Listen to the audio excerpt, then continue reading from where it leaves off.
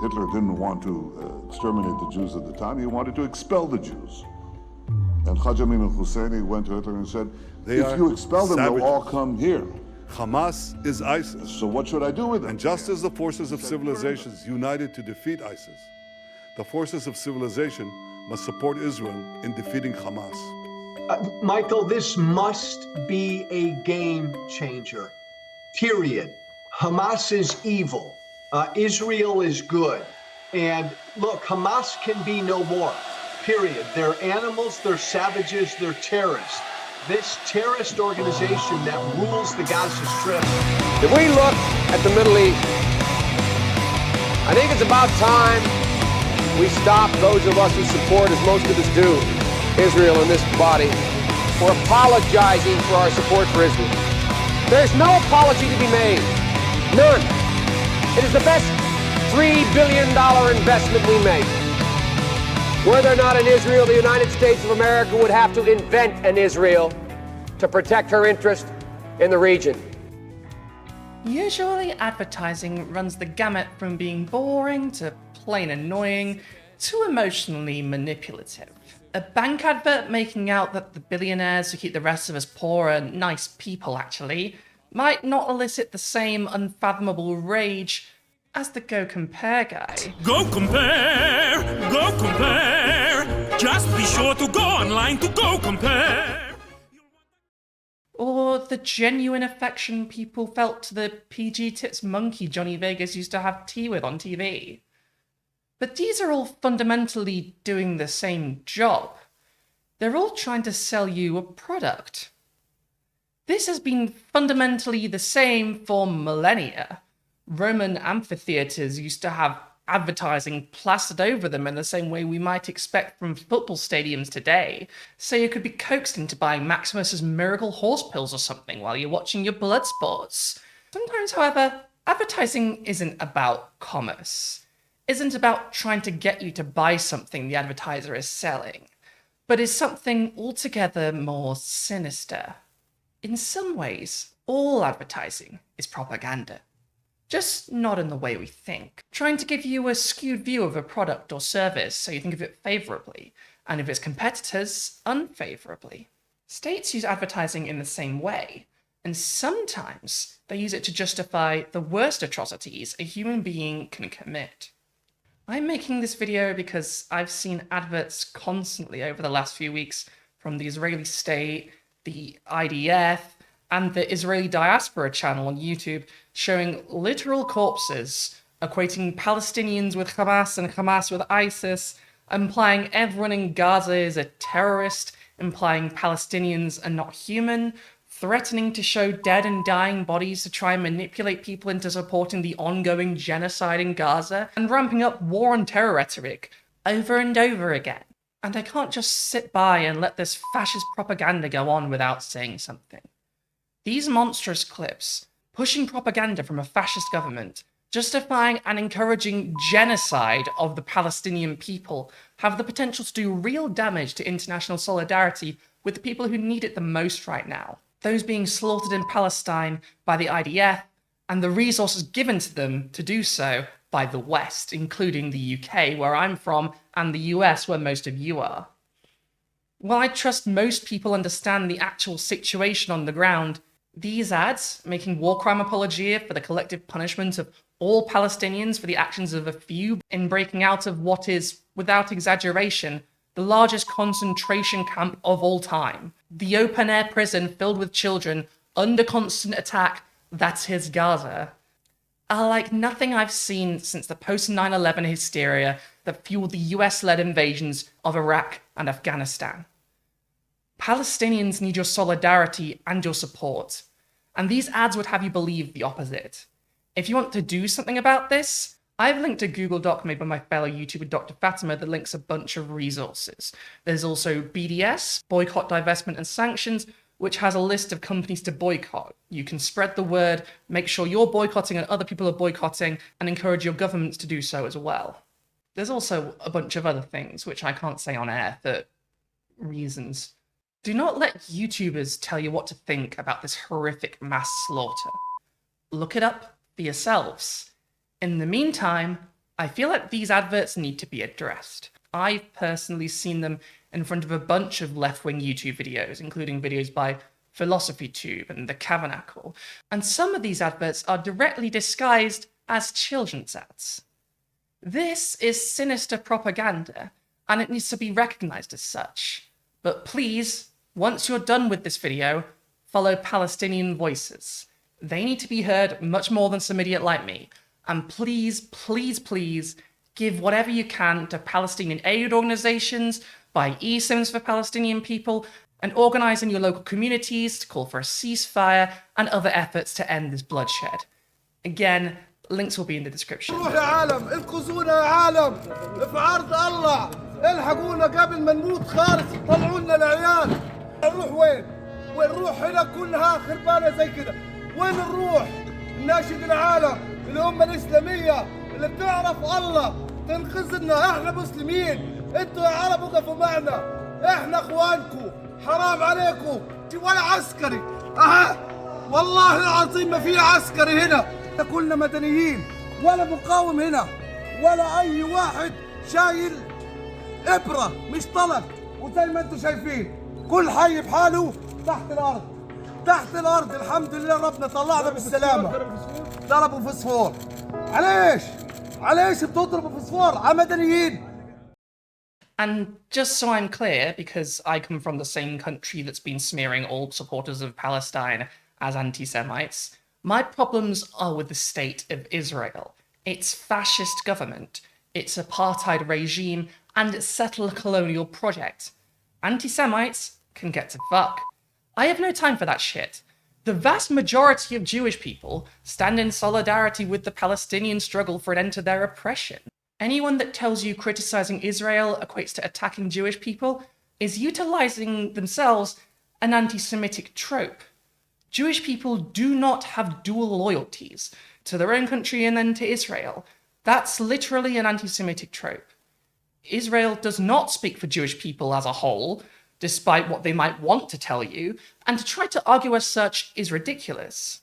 I'm sure a lot of Jewish people are pretty terrified right now, because one thing that the aggression of the Israeli state to Palestinians and to its neighbours will inevitably do is give ammunition to anti-Semites.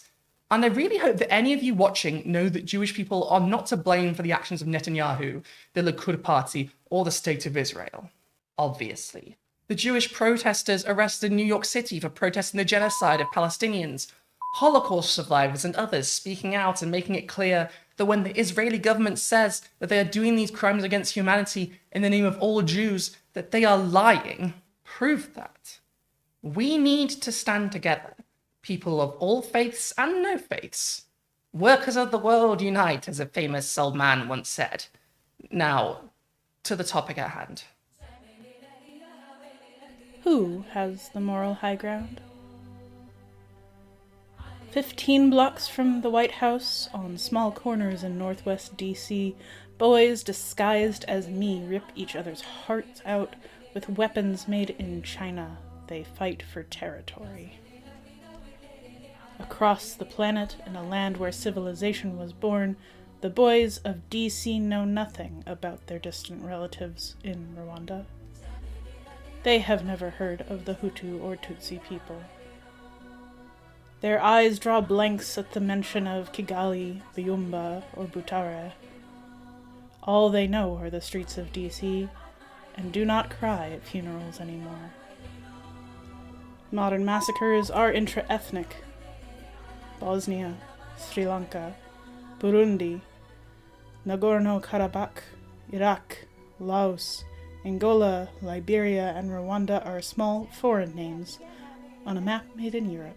When bodies by the tens of thousands float down a river, turning water the color of blood, as 250,000 people flee barefoot into Tanzania and Zaire, somehow we notice. We do not smile. We have no more tears.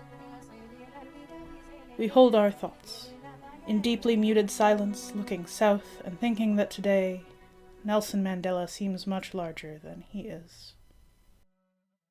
In 2022, Global Witness, in collaboration with Foxglove and Dagan McConnell, exposed how Facebook's advertising system is completely unable to detect hate speech to the degree which is necessary to protect marginalized communities in non-English speaking countries. Facebook's advertising policies have been implicated numerous times as spreading the propaganda and dehumanization necessary to create the conditions within which the recent genocides in Ethiopia and Myanmar took place. They found that Facebook was unable to detect Burmese and Amharic language hate speech in advertising. This oversight and the associated policy failures at Facebook, along with the fact that Facebook just is the internet in these places, so the company had ultimate control of the messaging going out to the populations in question, resulted in some of the most horrifying events of recent times. In fact, not only did Facebook not detect hate speech, when they attempted to create a tool to label hate speech, it actually, as a side effect, made the posts more visible. Facebook's own research actively showed that its recommendation systems grew the problem of extremism. They have yet to face real consequences for their roles in the deaths of thousands.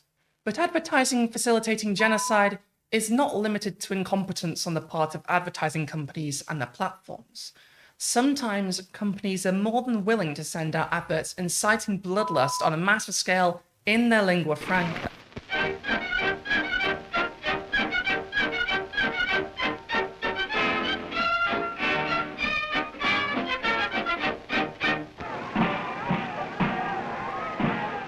After the Nazi seizure of power in Germany in 1933, Goebbels' infamous Reich Ministry of Public Enlightenment and Propaganda was promptly established, ensuring that the propaganda of the Nazi Party and their manufacturing of consent for the upcoming Holocaust would take center stage in the German imaginary. The propaganda posters, movies, and newspapers published by the Third Reich depicted Jews as less than human, parroting anti-Semitic caricatures and conspiracy theories with the explicit aim of generating consent for the Nazis' policies of removing Jews permanently from Germany. We now know where that led. Propaganda adverts were crucial in preparing the public to accept, or at least expect and acquiesce, to the horrors that culminated in 6 million dead Jews. And that's not to mention the origins of the blood libel in medieval England and the Protocols of the Elders of Zion, a foundational text for Nazi ideology, as a forged document orchestrated by Tsarist Russia. Though the protocols were not official propaganda and were never claimed by the regime nor definitively attributed to the Tsar's secret police, the Okhrana, the ridiculous anti-Semitic myth of Jewish elders plotting to control the banks, the press, and eventually destroy civilization as we then knew it was used as justification for deadly pogroms across Europe, and was itself a major part of the propaganda that the Nazis used to justify their own, most infamous of anti-Semitic crimes, the Holocaust itself. And today, it seems like we might have learned absolutely nothing from this as a society. From Facebook's lack of tools to prevent hate speech in advertising and profiting off the slaughter of innocents in Myanmar and Ethiopia, to now, when many of us were shocked to be confronted with these ads by the Israeli government in plain English, attempting to manufacture consent for genocide. On the 7th of October 2023, militants broke out of the largest concentration camp in history and attacked a music festival that was, for some reason, happening right next to said concentration camp. Regardless of the context, just to get in front of the obvious question... We stand against Al-Qaeda, we stand against all those terrorism. We condemn any and every group, including Hamas, that targets and kills civilians. Do you condemn Hamas? I just want to ask you a question. So last we left it, you did refuse to condemn Hamas murdering Israelis on October 7th, and it seems as if nothing has changed. But I couldn't help but to think, do you condemn 9/11? Yes, I condemn this attack, and I condemn Hamas. All my bitches hate Hamas, but that's not really relevant to this discussion. And people using the fact that there was an attack on the 7th are doing so entirely in bad faith to avoid the subject of the brutal occupation of the Palestinians that caused it, and the unimaginable cruelty that the Israeli state is justifying as its official response. The attack was a bad thing, and obviously I feel deeply for the families of the victims of the violence. Today, however, we're talking advertising genocides, and that was not a tool of this side in the conflict. This was the tool of the state that is the reason for this attack in the first place. the state that funded Hamas to the point where they had the power they now hold, rather than a secular party that the West might find more palatable. For example, the PLO or the PFLP. The October 7th attack followed genocidal threats from the governing far-right coalition in Israel, a coalition that is headed by a Holocaust denier, Benjamin Netanyahu, and a coalition that talks about Palestinians as if they are vermin, that they are not human, that there are no civilians in Palestine. The classic language of fascists preparing for mass killings. Hitler didn't want to exterminate the Jews at the time, he wanted to expel the Jews. And Haji Amin al-Husseini went to Hitler and said, if you expel them, they'll all come here. So what should I do with them? He asked. He said, burn them. They were killed, but they were not innocent civilians to start with. But I can tell you that we are not targeting anyone else in Gaza but civilians. Hamas is cynically, but rather terrorists, of course. Nobody's asking you to side with either side. Just report it fairly, report honestly, and report one group that is pure evil, and the other group, like us, Israel, is a civilized. They're very imperfect, just like we are, but they're a civilized, human value-driven democracy. One. Yeah. Why does not one country in the entire Arab world not want to help their brothers and take them in, spread them out? You don't want them in Egypt. You don't want them in Jordan. You don't want them in Syria. You don't want them in Saudi Arabia. There's a million countries. Spread them out. Nobody wants to help them. Why? אנחנו מטילים מצור מוחלט על העיר עזה. אין חשמל, אין מזון, אין מים, אין דלק. הכל סגור. אנחנו נלחמים בחיות אדם ואנחנו נוהגים בהתאם. Humanitarian crisis because there is no. Israel is in charge of the safety of the Israelis. Hamas is in charge of the safety of the Palestinians. Hamas abused every single support of the international community. Even without this context, this follows almost 80 years of constant ethnic cleansing, mass displacement, and the creation of an apartheid state on Palestinian land. A genocide. This British colonial project, that is the State of Israel, its resulting settler colony, and now apartheid state with an open-air prison containing millions of innocent people, including millions of children, is an ongoing catastrophe and is abhorrent to anyone who cares even a little bit about the welfare of their fellow human beings. The boy is saying, we didn't do anything wrong. We didn't do anything wrong.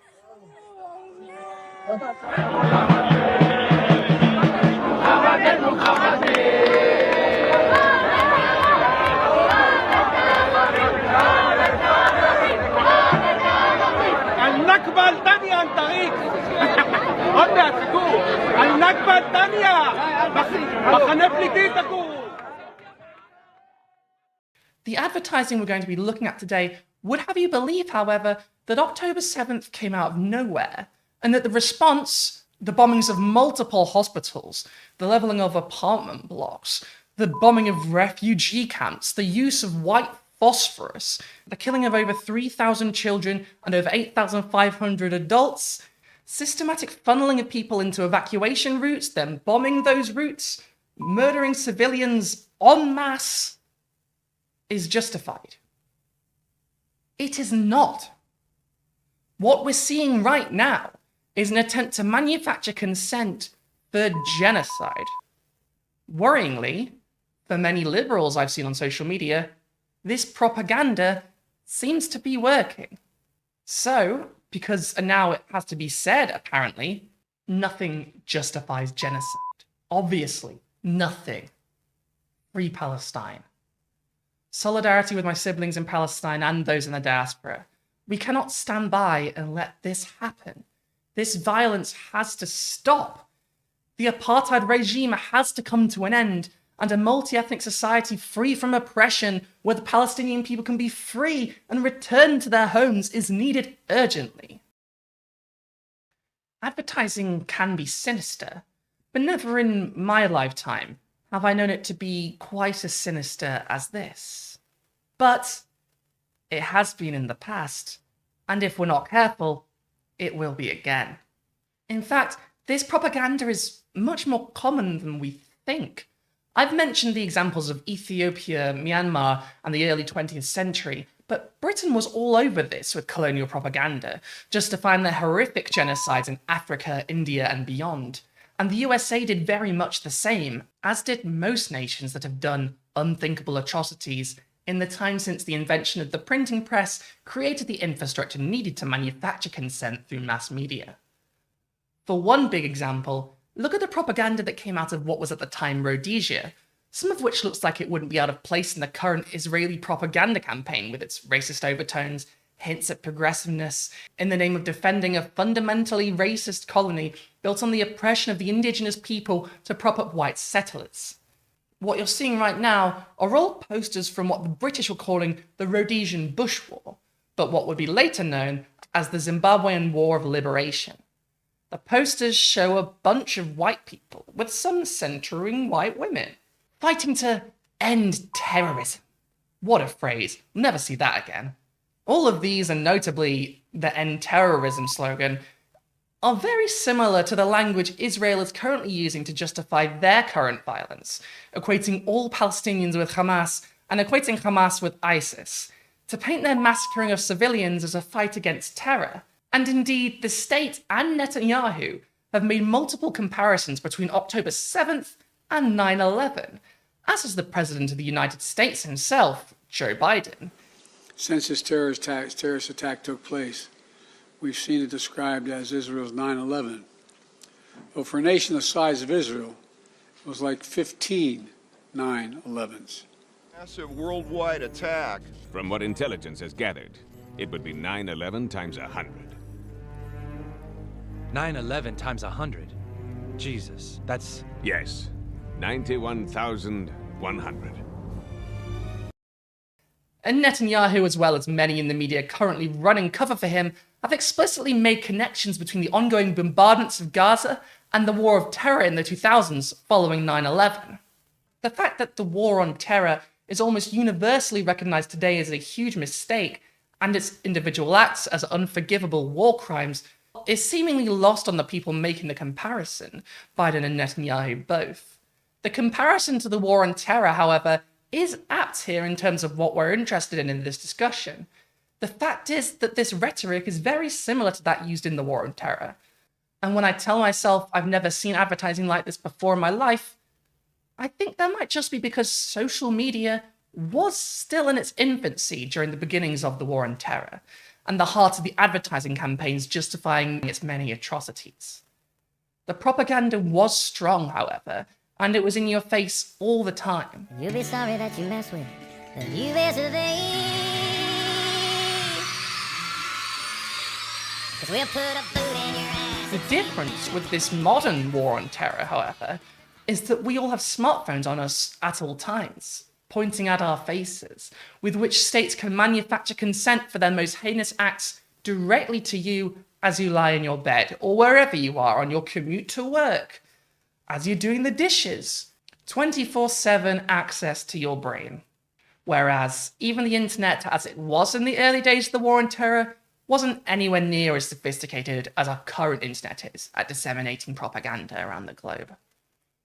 The age of the internet, for all the advancements it has brought us, has made efforts to propagandize much more noticeable, much more in your face, much easier to do, and much more global and therefore impossible to ignore. In the book Advertising's War on Terrorism, the way the American government attempted to do what the Israeli government is currently doing with advertising over the internet during the war on terror period is laid bare. The USA purchased $5 million of advertising in the Middle East and Asia in order to propagandize directly to those it needed to persuade not to retaliate. Their propaganda focusing on convincing the Islamic world that it was not, in fact, at war with Islam, and trying to justify and soften any blows made by the horrors unleashed in Iraq and Afghanistan in the wake of 9/11 to the reputation of the USA abroad. Television was then the most efficient medium for such a propaganda war. But in the wake of the rise of Facebook, of YouTube, of all social media, internet advertising is king.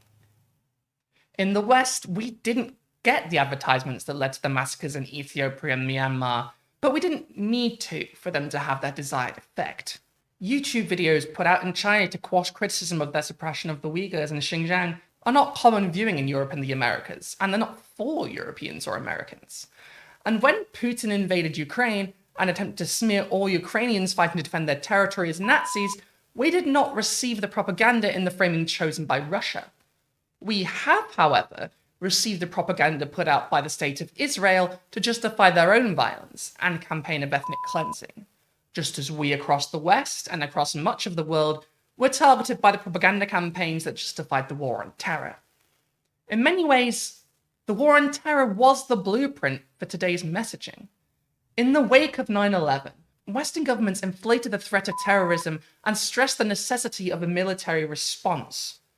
Manufacturing Militarism by Christopher Coyne and Abigail Hall details how these propaganda campaigns pervaded the daily life of everyday Americans in the wake of the 9/11 attacks. From movies to sports to just adverts blaring on a screen while waiting in line for something. All day, every day, news networks made the case for war 24 hours a day on the newly established all-day news shows. This was not a uniquely American phenomenon either. The USA needed a coalition of countries to carry out its invasions of Iraq and Afghanistan, and to make the case that they were not fighting an illegal war, they would need allies to back them up to avoid repercussions. In fact, the very name, the War on Terror, was an important part of this propaganda campaign.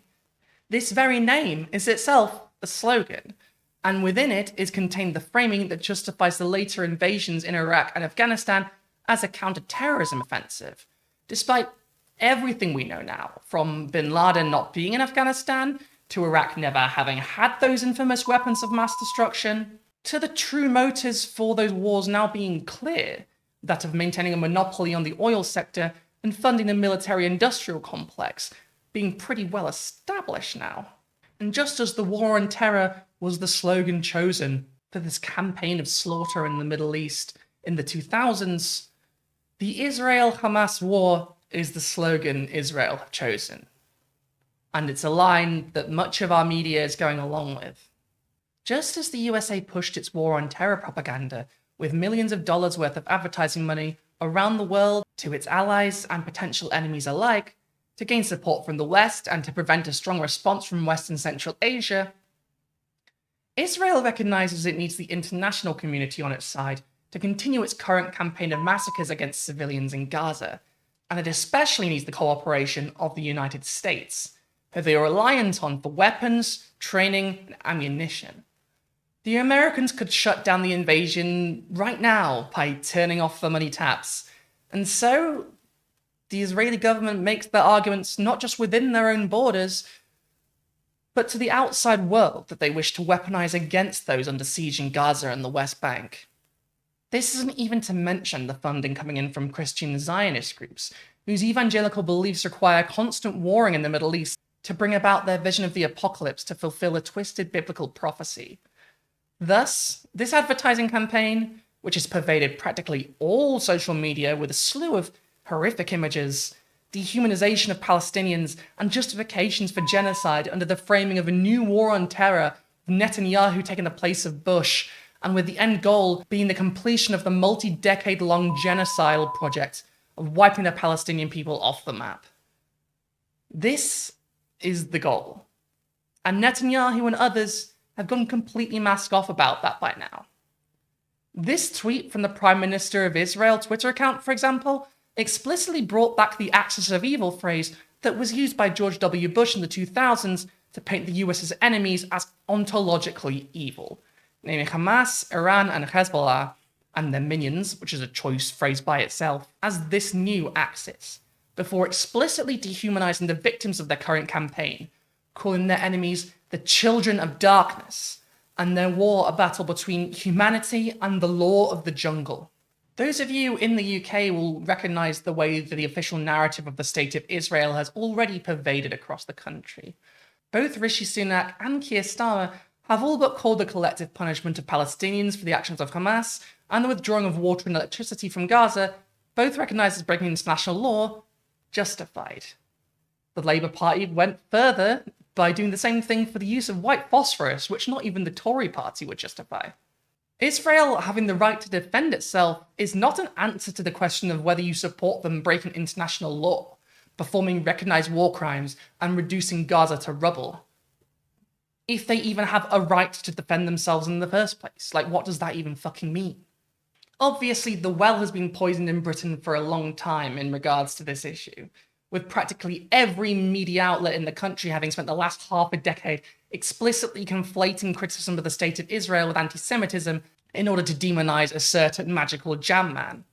The UK media is pretty much monolithic, and the line is anti-Palestinian to its core, but Channel 4 has been pretty good at debunking some of the propaganda coming out of Israel in the wake of its renewed hostilities in Gaza, including Israel's obfuscation of their responsibility for certain war crimes, including the bombing of hospitals. We agree with every word. That's our position as well. We have to, as we pursue relentlessly Hamas to destroy its military machine, at the same time, in parallel, we have to make a maximum effort to safeguard the Gaza civilian populations. That's the moral thing to do. It's the right thing to do. But you're not doing a good job.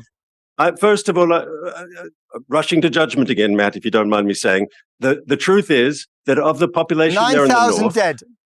The overwhelming majority of the population of the northern Gaza Strip has fled, has heeded our advice, have voted with their feet, and have vacated the area. One thing that British people are never taught, and they really should be, is that the conflict between Israel and Palestine is a direct result of British colonialism, like with so much of the ongoing violence across the world.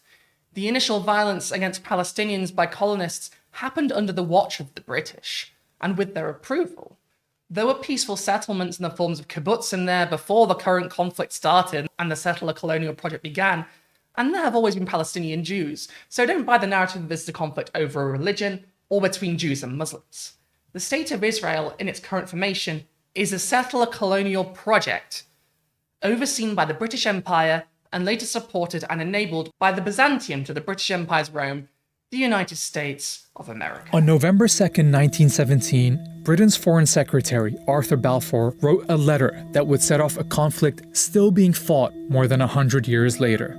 His Majesty's government view with favour the establishment in Palestine of a national home for the Jewish people and will use their best endeavours to facilitate the achievement of this object. When Balfour wrote of his government's intent to create a Jewish homeland in Palestine, 90% of the people living there were not Jewish. Just 31 years later, most of them were gone. כמה אתה חושב אנשים הרגת ככה? לא ספרתי. אני לא יכול לדעת בחיי. היה לי מקלע עם 250 כדורים. This is the story of the British promise that led to the destruction of Palestine and the creation of the State of Israel.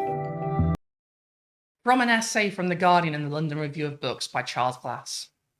The British Army occupied Jerusalem on Sunday, 9th December 1917, and withdrew on 14th of May 1948. During its brief imperium in the Promised Land, Britain kept the promise made in 1917 by its Foreign Secretary, Arthur James Balfour, in the declaration that bears his name, to favour the establishment in Palestine of a national home for the Jewish people. While nurturing the national home, a term as deliberately vague as Palestinian autonomy is today, Britain neglected to observe the declaration's final clause, that nothing shall be done which may prejudice the civil and religious rights of the existing non-Jewish communities in Palestine, or the rights and political status enjoyed by Jews in any other country. Britain erected and for 30 years maintained the scaffolding that the Zionists happily tore down when their House of Israel was ready. Despite the objections of some British military commanders and civil servants in Palestine, His Majesty's government protected Jewish immigration and encouraged Jewish settlement, subsidized Jewish defense, and protected the Yishuv, as Palestine's minority Jewish community called itself, from the native population. Without Great Britain, there would not have been an Israel for the Yishuv, or a catastrophe, Nakba in Arabic, for Palestine's Arab majority. It is not surprising that each year, Balfour Day is celebrated by the Friends of Israel and mourned by Palestine's Arabs. Like other former British colonies, the instinct in Britain is to underplay the Empire's role in its history, especially its violent aspects, and refusing to teach anything inconvenient. Anti-Zionism is spun as being against British values, whatever that means. But this is no wonder when you know the history, and when you know that Britain was responsible for sowing a lot of the seeds that sprouted into decades of violence, displacement, and ethnic cleansing of the Palestinian people. The British Empire, as well as the State of Israel, are directly responsible for the horrors of the Nakba and the decades of suffering that followed. Beyond the media narrative, the narrative being spun by Netanyahu and the Israeli government, and the hawkish, frankly terrifying stuff that Joe Biden is spouting in regards to the situation, the UK media is being flooded with adverts furthering this dehumanization of Palestinians and justifying the ethnic cleansing of the Gaza Strip and the West Bank. So let's get into the ad campaign, how it frames the situation on the ground, and the history of the conflict to justify crimes against humanity. I am a Arab.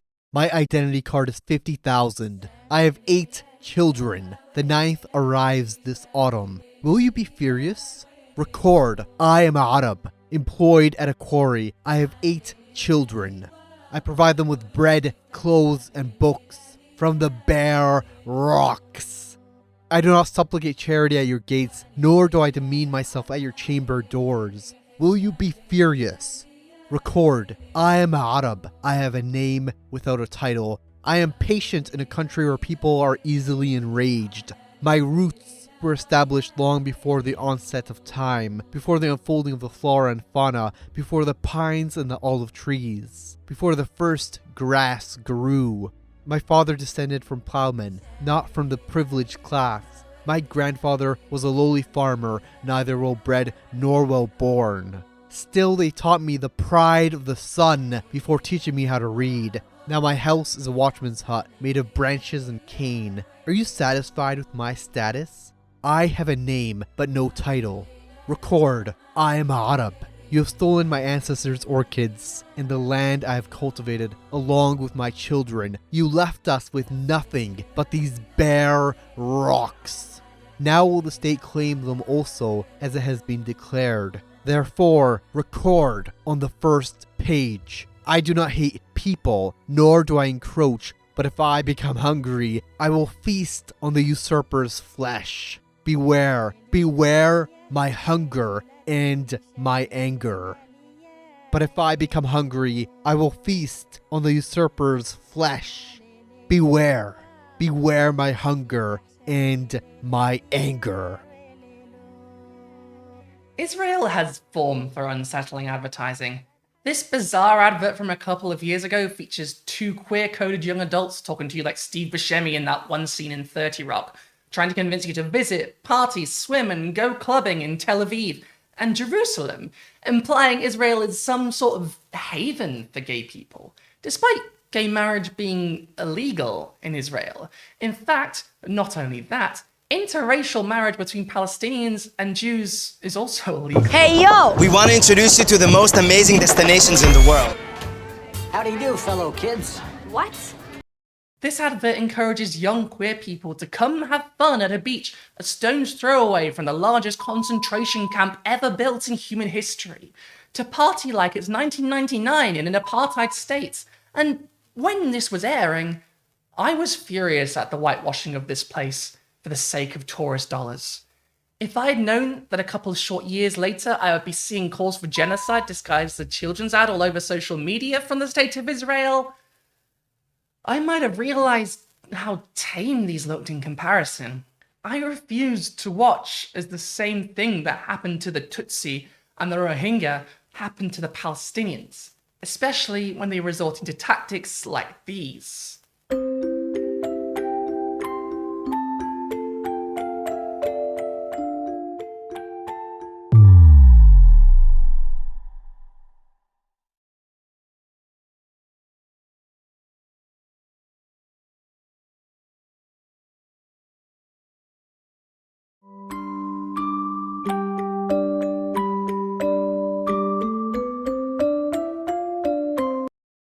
Besides the complete lack of taste in this ad put out by Israel's Foreign Affairs Ministry is just plain dangerous. Beyond how mask off the manipulation on display is here, there are, as with all of these ads, factual errors that function to portray the conflict in the region as black and white within, with Israel as the forces of light and Palestine as the forces of darkness, to paraphrase Benjamin Netanyahu himself, framing which primes the viewer to accept violent retribution and horrific acts against the enemies of those these adverts want you to believe are uncomplicated heroes that only monsters would stand against. In this way, compared to the other examples of propaganda to justify genocide we've looked at in this video, it's sadly par for the course.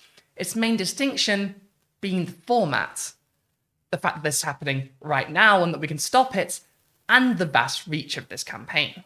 The first claim made by this video, that 40 infants were murdered in Israel on October 7th, is something that would be horrible if it were true. And to be clear, from what we know, people were killed in the event. And the kibbutzim that were attacked on the day were not the people perpetrating the ethnic cleansing of Palestinians that the Israeli state continues to wage. However, the stress made on the enemies of the regime, murdering children, is one made often by people trying to justify violence. From the blood libel to the idea that the enemy is so evil they would murder infants is a trope for a reason.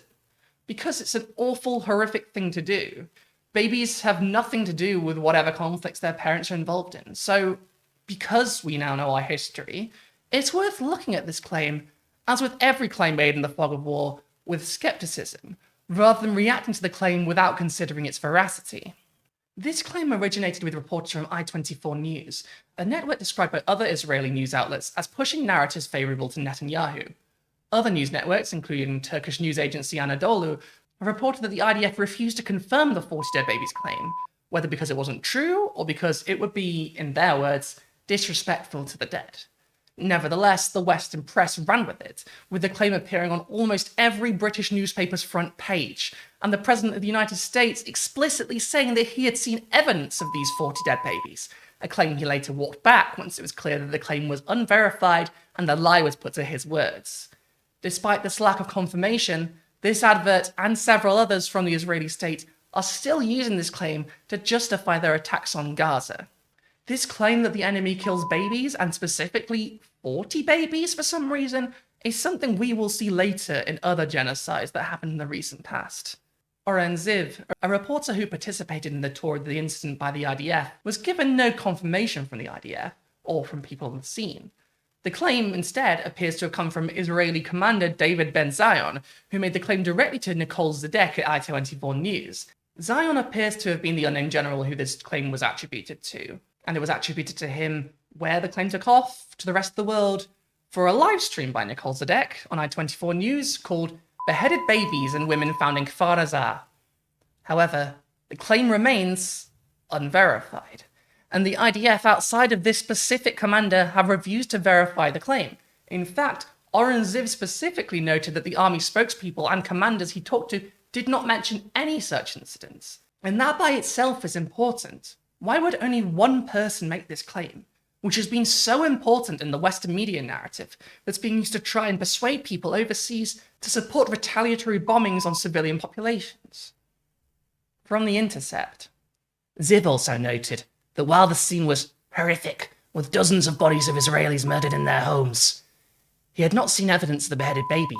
Other reporters on the ground said that an Israeli soldier told a BBC journalist that some of the dead had been beheaded, while at least two of the journalists later deleted tweets referencing the reports. Just looked at today's UK front pages, and I am horrified by the headlines claiming 40 babies beheaded by Hamas in Kfar Aza. Guardian reporter Bethan McKernan tweeted on Tuesday, "Yes, many children were murdered. Yes, there were several beheadings in the attack. This claim, however, is unverified and totally irresponsible." The uncorroborated news reports were repeated by veteran journalists and politicians, from Fox News to CNN anchors, as well as US politicians from Representative Marjorie Taylor Greene to Representative Richie Torres.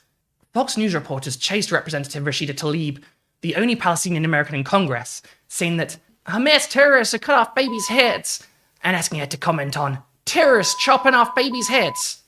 On Wednesday, the reports continued to circulate, including on major news outlets like CNN. You might well ask then, in the light of this, well, what does it matter if the baby's claim is correct or not? Hamas did kill people in Israel on October 7th. Well, it does matter. We've seen throughout history how claims like this have been used to justify some of the worst atrocities of all time. If this claim is allowed to spread despite being completely unverified, the consequences could be horrific, and we've already seen this beginning. So, given that infants were indeed among victims killed in the violent attack, why does it matter if they died by beheadings or another way? The alleged beheadings have been a focus of media attention, appearing in headlines and viral posts, and have been repeated by politicians at the highest levels of government. When Biden made the claim, he called in the same statement for additional military support for Israel, aiding an army that has already carried out retaliatory attacks against civilians in Gaza, a region that faces a humanitarian crisis after relentless bombardments from Israel. People should be wary of claims that echo Islamophobic rhetoric, or statements that compared the violence of Kfar Aza to ISIS-style killings, i.e. beheadings, that have taken place in a different context and were committed by a different group. Such rumours that emphasise specific, unverified acts of brutality against infants, and that attempt to connect them to patterns of violence carried out by unconnected Islamist groups, have the potential to become dangerous propaganda. Unfortunately, this takes us directly into the path of the next claim made by this advert, the equating of Hamas, and particularly the parts of Hamas that attacked on October 7th, to ISIS. This comparison is used often in this current ad campaign, including in another advert which used the testimony of the father of a victim of the attacks, who made the claim that it is better for his daughter to be dead than to have been kidnapped and made hostage by Hamas. They just said, "We found Emily. She's dead." And I went, "Yes!" I went, "Yes," and smiled. Because that is the best news of the possibilities that I knew. That was the best possibility that I was hoping for. She was either dead or in Gaza. And if you know anything about what they do to people in Gaza, that is worse than death. That is worse than death. The way they treat you. They'd have no food, they'd have no water. She'd be in a dark room filled with Christ knows how many people, and terrified every minute, hour, day, and possible years to come. So death was a blessing, an absolute blessing.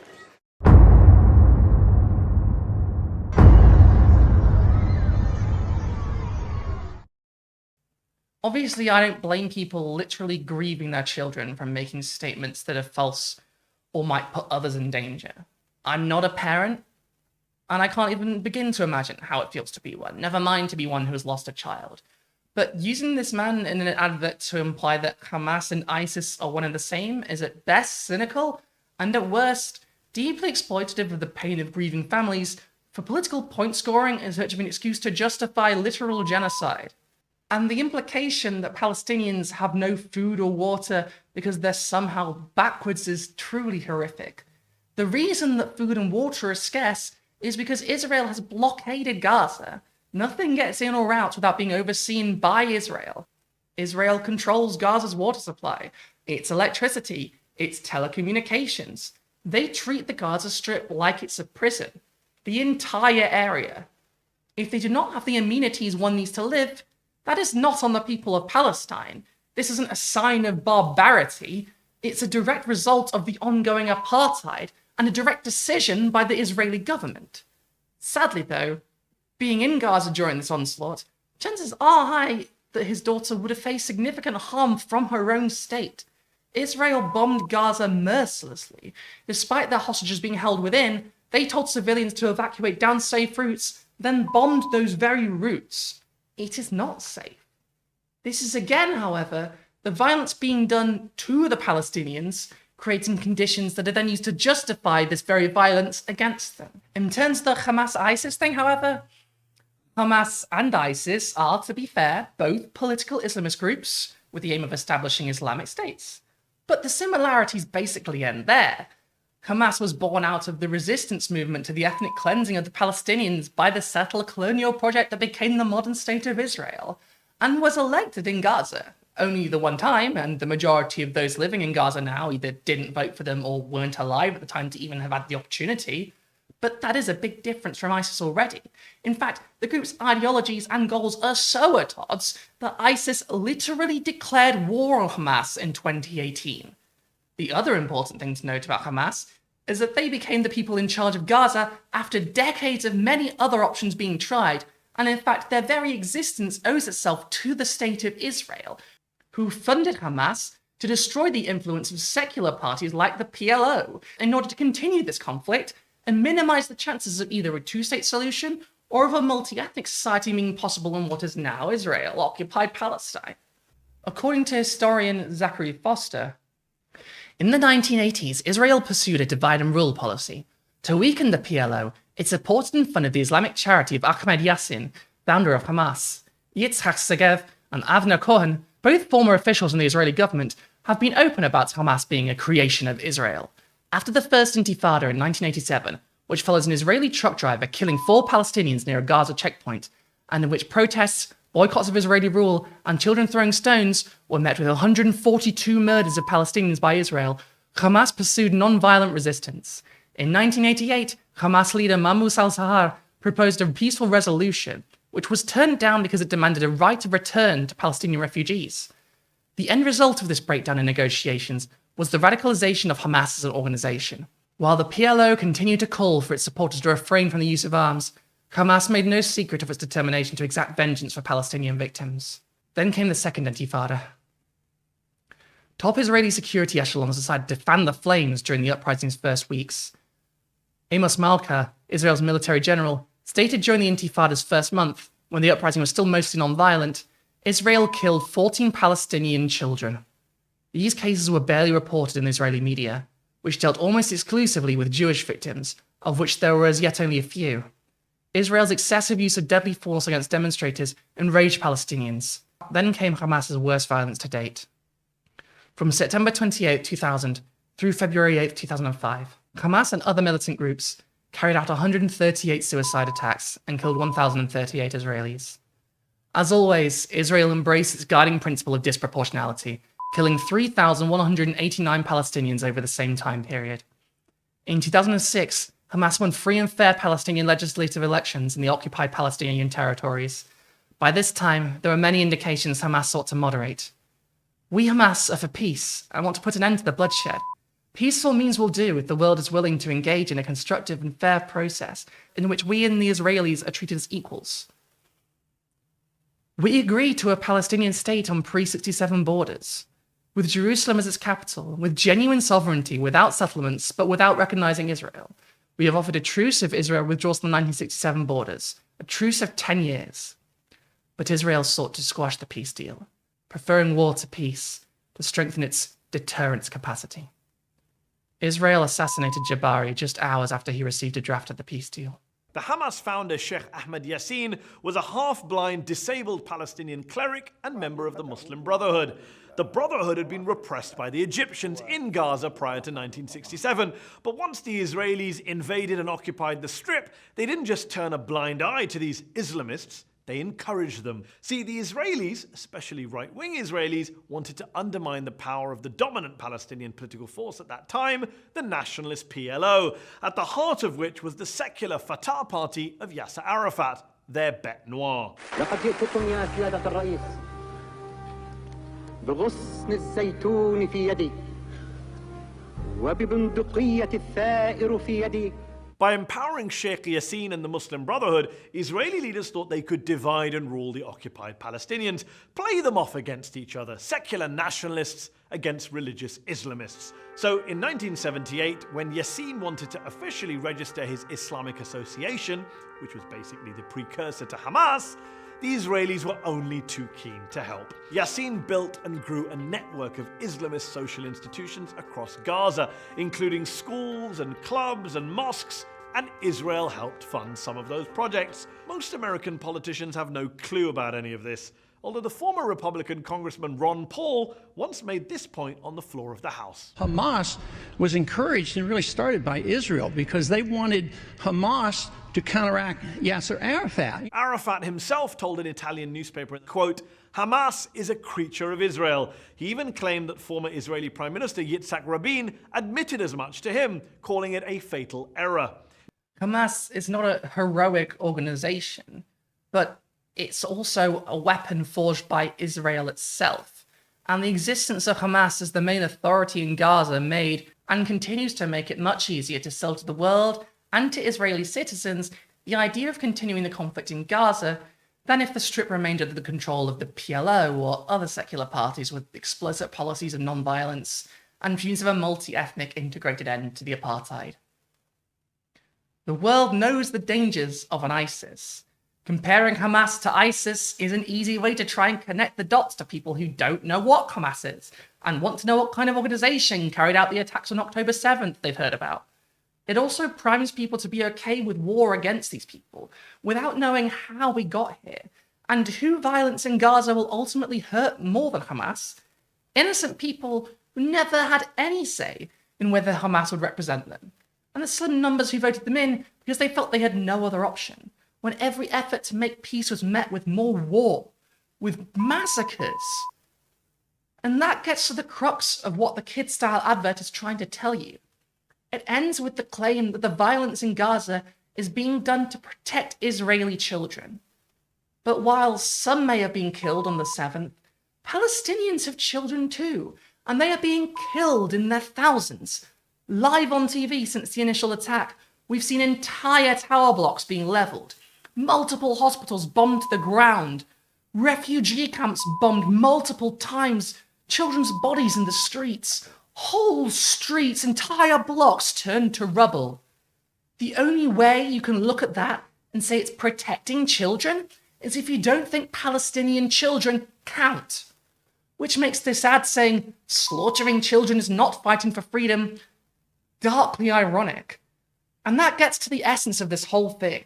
As was the case in Rwanda, in Myanmar, and all over the world where these atrocities have been committed, the message is that the enemy is not human.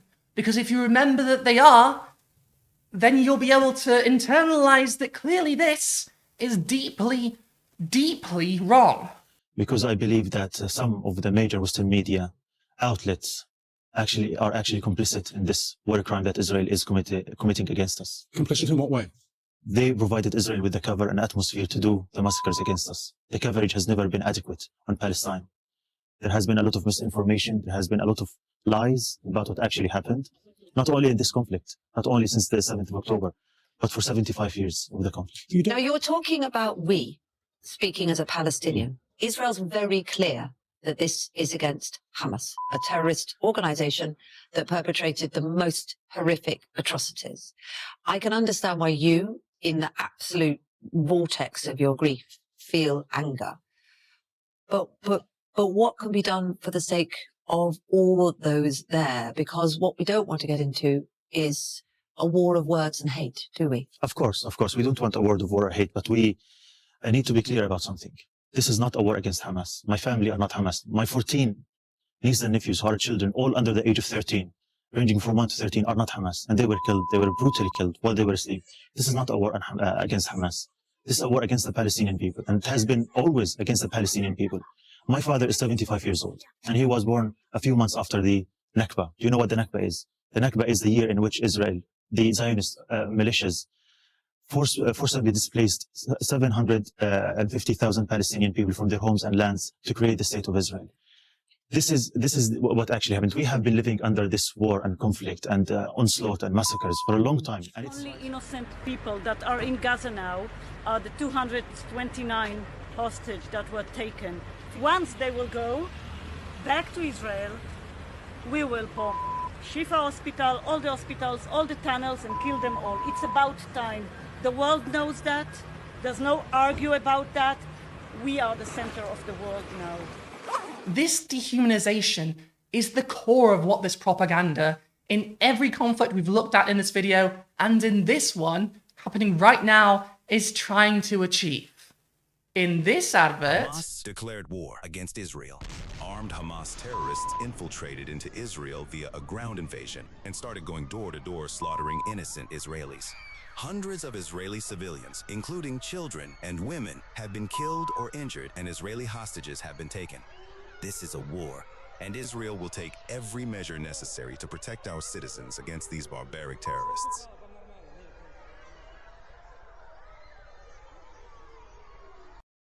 you can see clearly how language is used to paint Palestinians as less than human. The words barbaric and savage do hold the implication of a lack of humanity, no matter how you try and twist it. And they are deeply tied to the history of colonialism. How did the United States talk about Native Americans? How did the British and the Spanish and the French talk about the native peoples of the Americas, the Caribbean, Africa, Australia, on and on? You can pretend that these are just words, but words carry baggage, and the baggage in these words is being intentionally weaponized, especially when these words are targeted towards the imperial core, the very people who coined these words as justifications for genocides all over the world in the previous centuries. Any semblance that this is but an unfortunate choice of words is gone in this advert, seen on the side of a building, however, that reads, "Be human, stand for Israel." This language is not new. The Rwandan genocide justified its violence by labeling the Tutsi population cockroaches. The Nazis famously referred to Jews as vermin to justify the Holocaust. Native Americans, of course, were labeled savages, all implying a lack of humanity, that they were something other, not equal to those with guns against their heads. If being human means standing with Israel, then standing with Palestine is being inhuman. That is dangerous language, and it's intentional. You can see this sentiment over and over again in this propaganda campaign, from the implication that Palestinian children are not worth as much as Israeli children, to the literal statements that it is human to be on the side instituting an apartheid regime, turning the Gaza Strip into an open-air prison. The implication being that you shouldn't question it if you're human. You are human, aren't you? This sentiment is seen clearly in this since deleted tweet from the Prime Minister of Israel account, calling this conflict humanity versus the law of the jungle. An explicit throwback to the horrific language used to justify the war on terror, and language that is racist at its best and genocidal at its worst. Even the ads that aren't using this kind of language often make the same implications. For example, this advert from the IDF. This would have been a photo of a lifeless pregnant woman next to her beheaded unborn baby cut out of her belly by Hamas terrorists. Due to this platform's guidelines, we can't show you that. Interesting end to that advert, given that despite that last sentence, I have personally witnessed YouTube and Twitter adverts from the Israeli Diaspora Office showing literal human corpses, and even the threat of showing them triggers a horrible response. Threatening to show people corpses as well, I have no words. I can't even put into words how disgusting this is, especially when you know that the IDF murders Palestinians on a regular basis. They don't care about human life or dignity. They care about making you hate the people that killed the people on the pictures they want to show you. Don't let them. One death is a tragedy. 1 million deaths in response? That's a genocide. One advert I've seen several times while on YouTube is this one claimed to show the autopsy of a child that has been burned alive.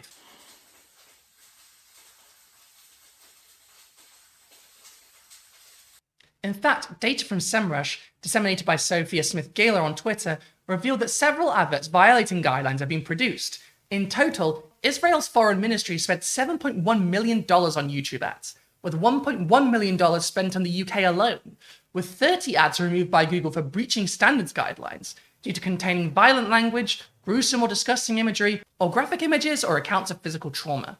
I've seen several of these. Pictures of dead bodies, screams, blood, sent straight to my eyeballs.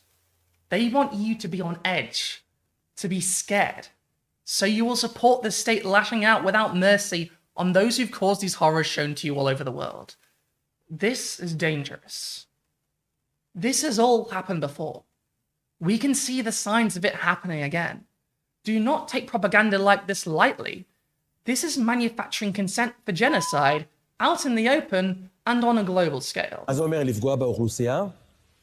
אין חפים מפשע, זה בדיוק שאתה אומר אוכלוסייה, אין אוכלוסייה. יש 2.5 מיליון טרוריסטים, ולכן אין משמעות להקש בגג. עושים הקש בגג כדי שחף מפשע יצא. ברגע שבעזה אין חף מפשע, אז אין טעם להקש בגג, כי כולם טרוריסטים. אז מה זה אומר, להרוג את כולם? וזה תפיסה. עכשיו, מה זה אומר? יש משהו מוגדר בשעת מלחמה שנקרא שעת חסד. זה אומר, חשוב מאוד, 10 שעות הראשונות של המלחמה, מה אתה עושה? זוועות והכל עשו, היינו צריכים להוריד 50,000 עזתים. You might be thinking right now, did I miss some obvious comparison points here? And yeah, I have. Because I think it's important to leave remembering the history behind these propaganda campaigns and how they can end, rather than leaving on an ad from the last few days. Because we need to remember what the purpose of these campaigns are and where they can lead.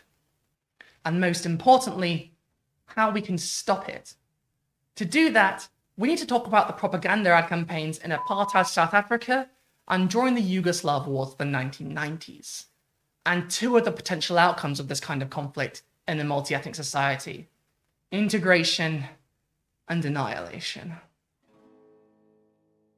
After the hours that Sarajevans pass, queuing with empty canisters of gas, to get the refills they wheel home in prams, or queuing for the precious meager grams of bread they ration to each day, and often dodging snipers on the way, or struggling up sometimes 11 flights of stairs with water, then you would think the nights of Sarajevo would be totally devoid of people walking streets, Serb shells destroyed.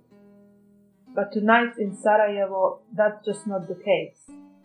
The young go walking at a stroller's pace, black shapes impossible to mark as Muslim, Serb or Croat in such dark.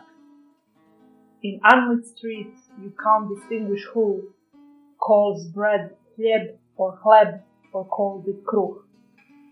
All take the evening air with a stroller's stride. No torches guide them, but they don't collide. Picture the scene. It is the 1970s in South Africa. You are sitting around a table in a boardroom with a bunch of bureaucrats, awaiting the results of an extremely expensive survey by one of the most prestigious public relations firms in New York City. Its task? Finding out what the world thinks about South Africa, and how much work needs to be done to improve the image of the increasingly infamous apartheid regime. The suits around the table sit with gritted teeth. They know it's going to be bad news. But when the specifics are read out, the man sitting next to you, a red-faced Afrikaner man in his 50s, puts his head in his hands. South Africa, the New York PR firm reveals, is the second most unpopular country on the planet. Despite the world being deep into the Cold War and its McCarthy-era attitudes hanging like a pendulum over any discussion of international relations, South Africa is less favourably regarded than either the Soviet Union or China.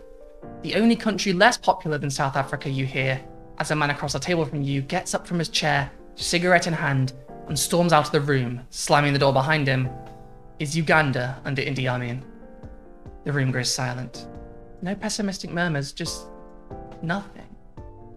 Then, one of the men from New York smiles from across the room and pushes forward a folder, thick with paper, the smell of fresh ink clinging to it like a baby to its mother. "Good thing you came to us," he says.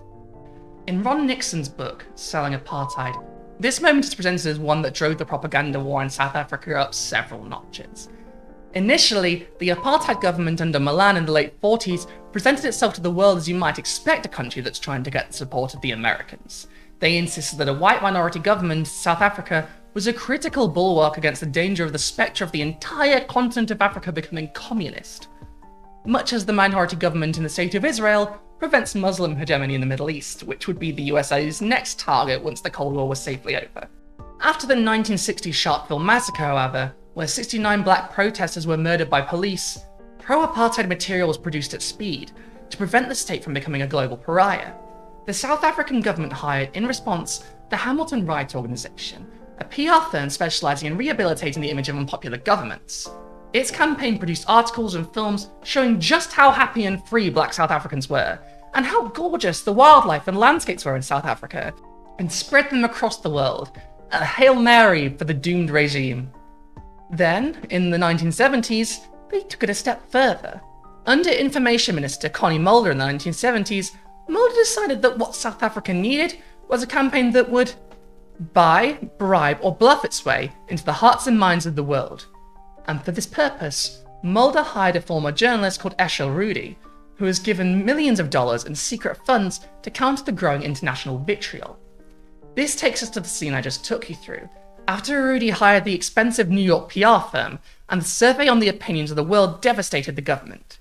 In response, the South African government founded their own propaganda paper known as The Citizen. This PR blitz would begin the scandal that would eventually take Rudy, along with Mulder and President Vorster himself, down, in what would later be known as Muldergate. No relation, I'm sure. It was revealed that the trio moved millions of rand for the defense budget to make a series of huge propaganda projects. More than anything, writes Nixon, the scandal would destroy the widely held popular opinion that while apartheid-era leaders supported a harsh and repressive policy which denied blacks their rights, they personally weren't corrupt or out to enrich themselves. But this would not be the end of global propaganda advertising from the apartheid regime. The Ministry of Information was merely replaced, and Rudy's projects continued, even after it was revealed in a commission that between 1974 and 77, the Department of Information spent nearly $75 million to finance secret propaganda and influence buying abroad. And even after all that, we know that $75 million worth of propaganda spread all across the world was not enough. Protest movements grew around the world. Importantly, especially in regards to comparisons to the ongoing apartheid in Israel and the backlash against the BDS movement in recent years, including bans in some US states, international boycotts and sanctions began to take a heavy toll on the country. The end of the Cold War, too, played its part. The USA no longer needed a bulwark against African communism, and in the midst of this changing world, after years of protests, economic devastation, and waning interest by even the white population in maintaining the white supremacist society, thanks to the tireless work of revolutionaries like Nelson Mandela, the ANC was increasingly seen not as villainous insurgents and terrorists as they had been, but as righteous fighters against the oppression of the majority black population. In 1994, apartheid in South Africa officially ended, and Nelson Mandela became the first democratically elected president of South Africa. As far as Yasser Arafat is concerned, I explained to Mr. Sidney that we identify with the PLO because just like ourselves, they are fighting for the right of self-determination.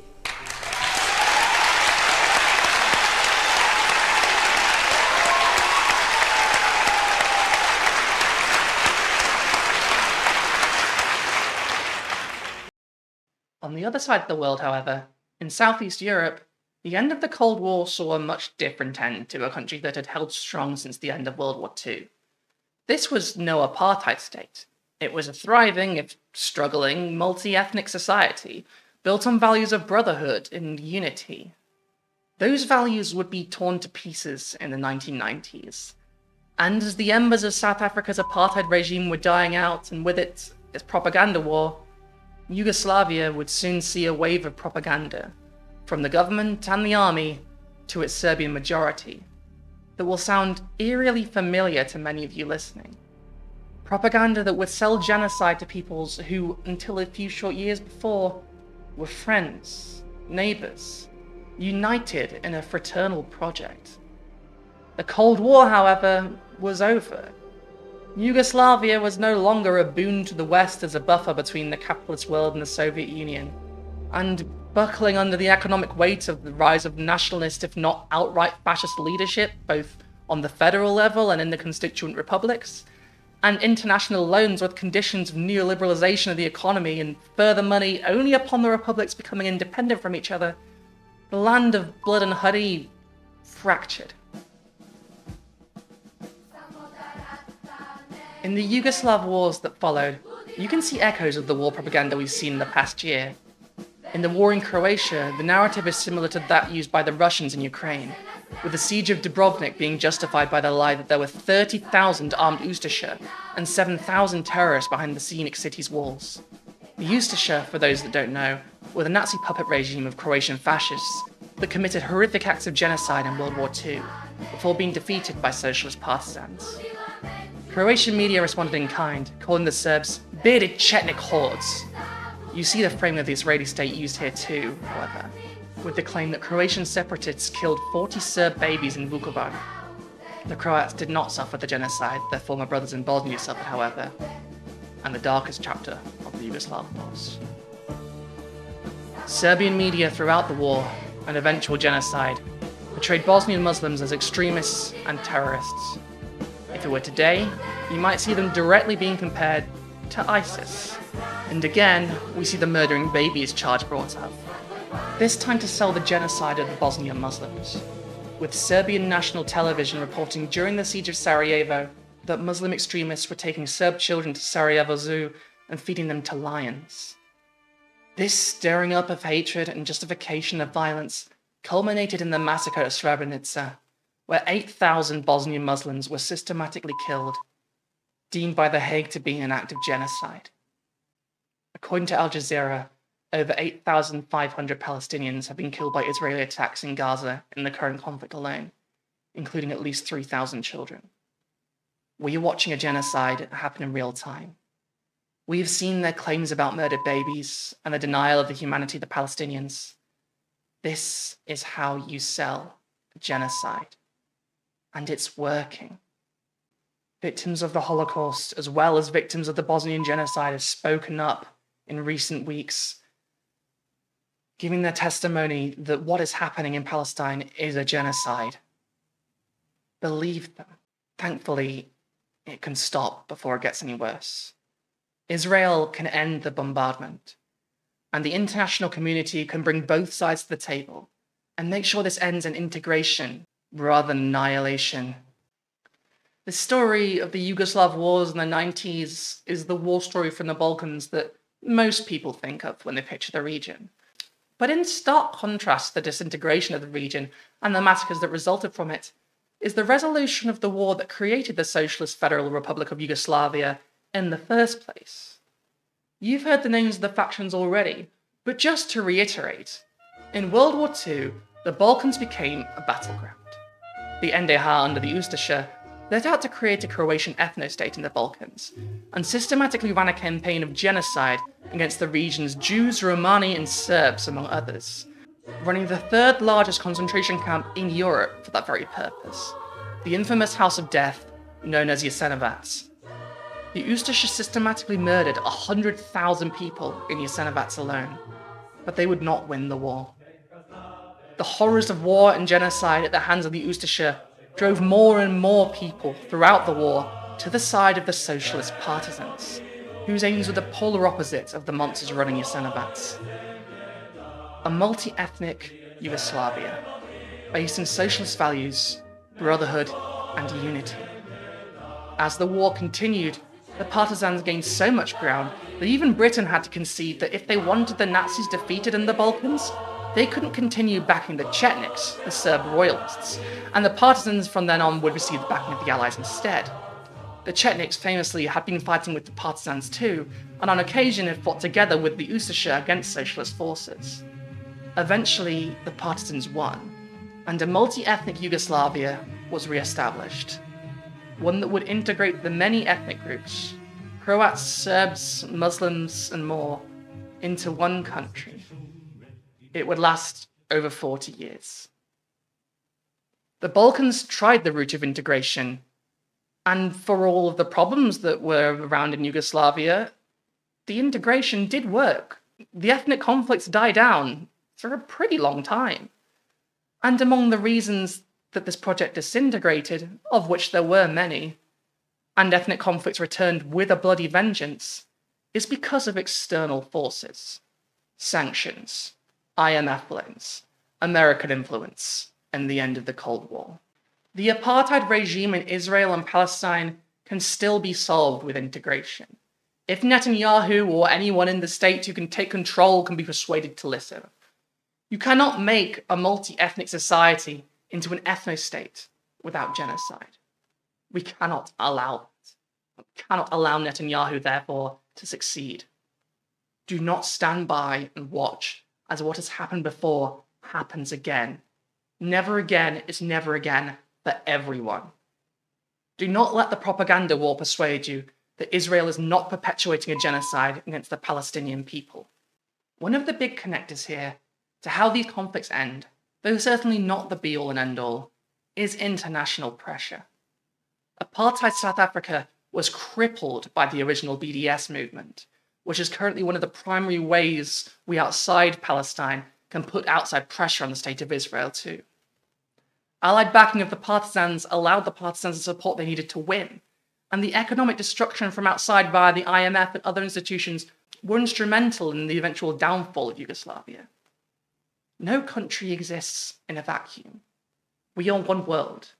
Even if we aren't on the ground that's being fought over, we can still do things to put pressure on other countries, via movements like BDS, via protests, via demonstrations, by writing to your politicians, by taking direct action, by boycotting, by blockading arms factories.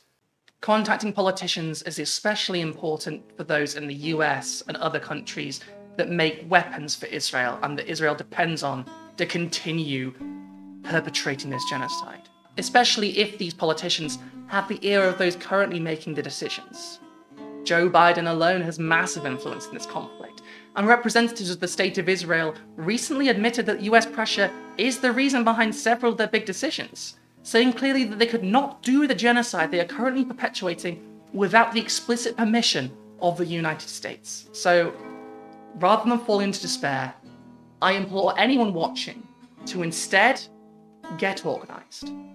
Find your local protests, and if there aren't any, start them yourself. Look for Palestinian solidarity organizations or Palestinian action groups in your area, or start your own. Look up the BDS movement, boycott any Israeli products and services, and write to your representatives, especially at the national and international level, and let them know why you are doing it, how outraged you are at the situation, and why they should do it too. Pressure works, but it takes a lot before a beam begins to buckle. Your voice, your actions, could make all the difference here. You can't solve this alone. Of course not. Not unless you're Joe Biden or Benjamin Netanyahu, but you're not alone. Far from it. There are millions of us. And if we stand together, we can make sure the Israeli apartheid ends like South Africa's did before it. Economically punished for its transgressions to the point of desperation. A global pariah. And once that is done, Palestine can be free. And we can establish a new world where we can strive for brotherhood and unity. Thanks for watching.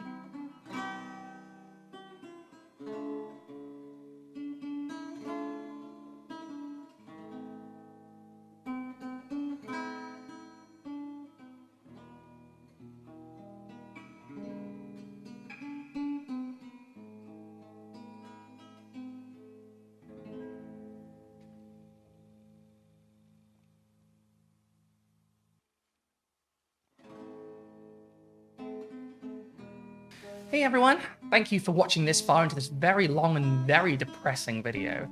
I put a lot of work into this one because honestly, this is the least I can do in the wake of the horrors happening in Palestine right now.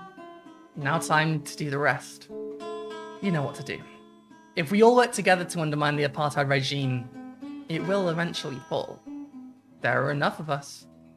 Anyway, if you're still here, then thank you so much for watching.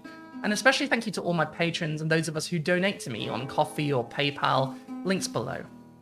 I don't want to make too big a deal about paying me on this one because, honestly, as much as I am struggling, and I am struggling, if you have any spare cash or time this month, I'd much rather use it to help end the ongoing genocide.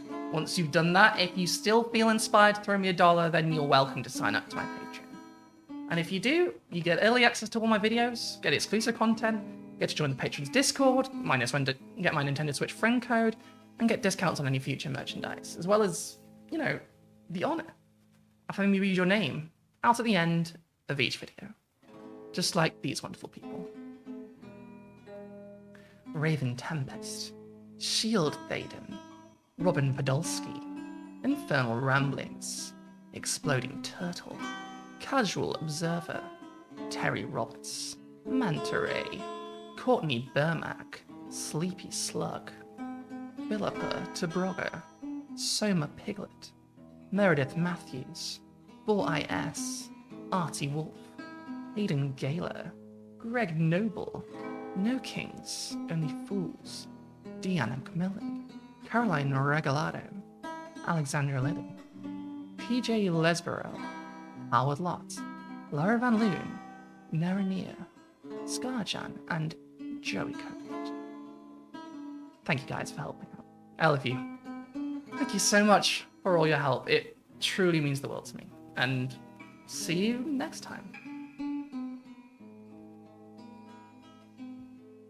The USA needed a coalition of BDS is calling for the boycott of both Coca-Cola and Pepsi, so I've moved on to Yugoslav Coke.